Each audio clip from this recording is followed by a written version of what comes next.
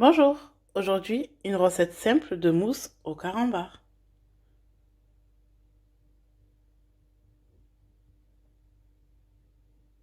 Alors en fait, j'aime réaliser cette recette parce qu'elle demande vraiment très peu d'ingrédients. Elle demande 40 centilitres de crème liquide et à 30% de matière grasse. Surtout, il faut faire attention qu'elle soit à 30%, sinon notre chantilly ne montera pas. 2 feuilles de gélatine bovine et 20 carambars au caramel. On prépare des verres où on va mettre notre mousse et un saladier. Alors, la première étape, il faut préparer la ganache au caramel.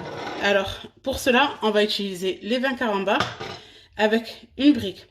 La seconde brique, je vais la mettre au congélateur avec mon saladier, le temps de préparer ma ganache pour que quand on vient les monter, ce soit bien frais.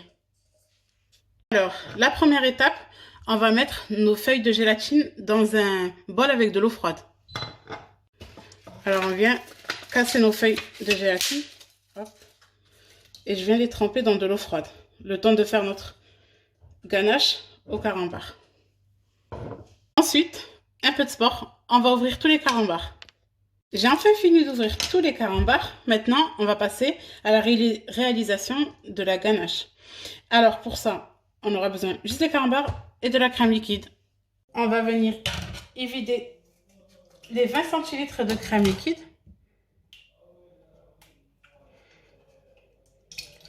Moi, j'ai tendance à acheter les petites briques parce que je trouve que c'est plus facile. Au moins, on n'a pas besoin de peser ou quoi. C'est directement 20 centilitres. On va y ajouter les carambars.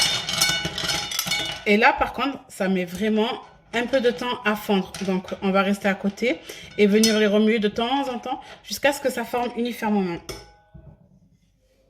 Regardez, ça commence à fondre. Ça commence à former vraiment une couleur marron.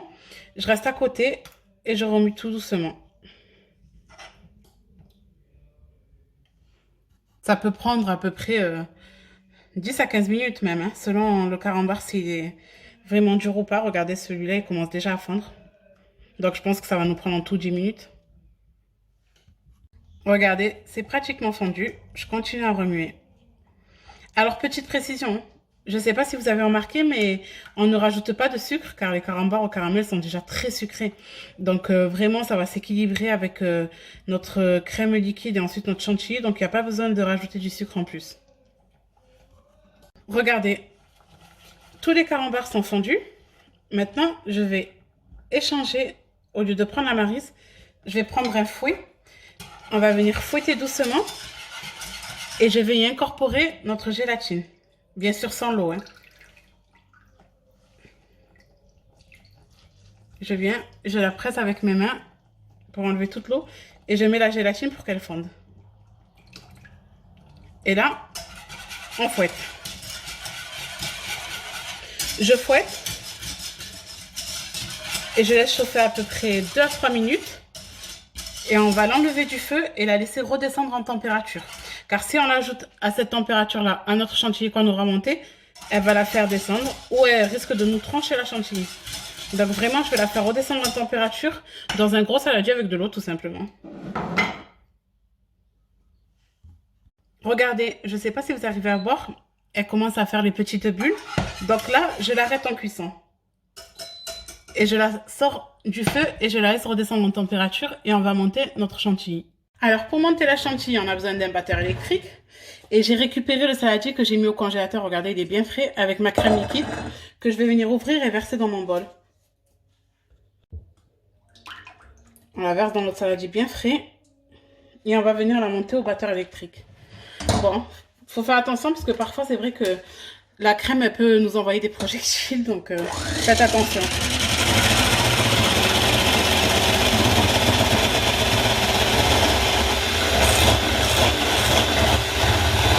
Donc là, arrivé à cette étape-là, je l'ai assez montée, regardez. Elle est ferme, elle est belle. Maintenant, j'attends encore un peu, je la mets au frais et j'attends à peu près 5 à 10 minutes le temps que ma ganache redescende vraiment en température et on va mélanger les deux. Alors, ma ganache a vraiment bien refroidi. On a notre chantilly bien fraîche. Maintenant, on va mélanger les deux petit à petit. Donc, je viens dans ma chantilly. Je vais en mettre d'abord, je vais venir en mettre un peu dans ma ganache pour détendre ma ganache. Faut pas avoir peur parce que ça va devenir liquide, mais on a mis dedans de la gélatine. Donc une fois au frais, en fait, elle va reprendre. Et le mieux, c'est de le faire la veille. Voilà. Là, je détends ma ganache avec ma chantilly. Et je vais venir la verser sur le reste de la chantilly à l'aide d'une maryse.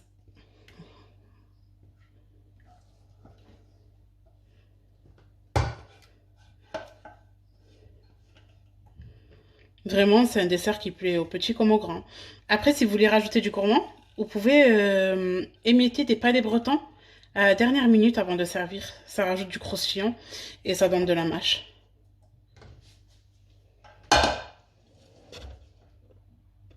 Allez, je remue bien.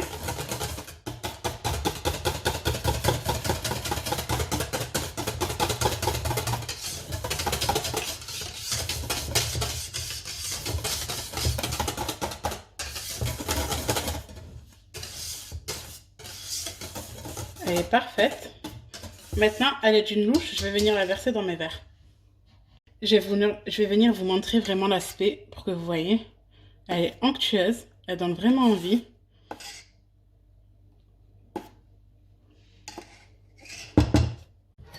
Alors, à l'aide d'une louche,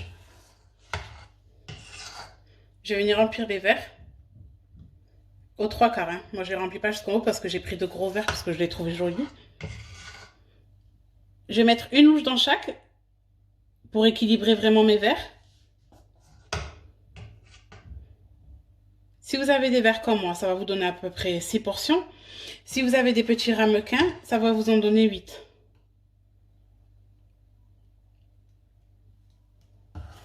On met une louche dans chaque et ensuite on va continuer à équilibrer tous nos verres.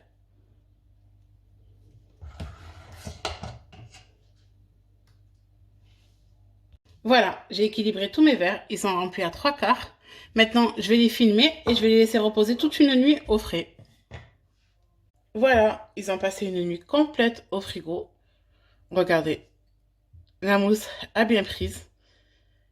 Il n'y a plus qu'à décorer et à manger. Vraiment, vous les décorez au choix. Moi, j'aime torsader un petit carambar et venir le planter. Tout simplement. Après, avant de manger, vous pouvez très bien imiter dessus un gâteau sec au choix. Oreo, spéculoos ou même palais breton. Et surtout, servez-la bien froide. Bon appétit!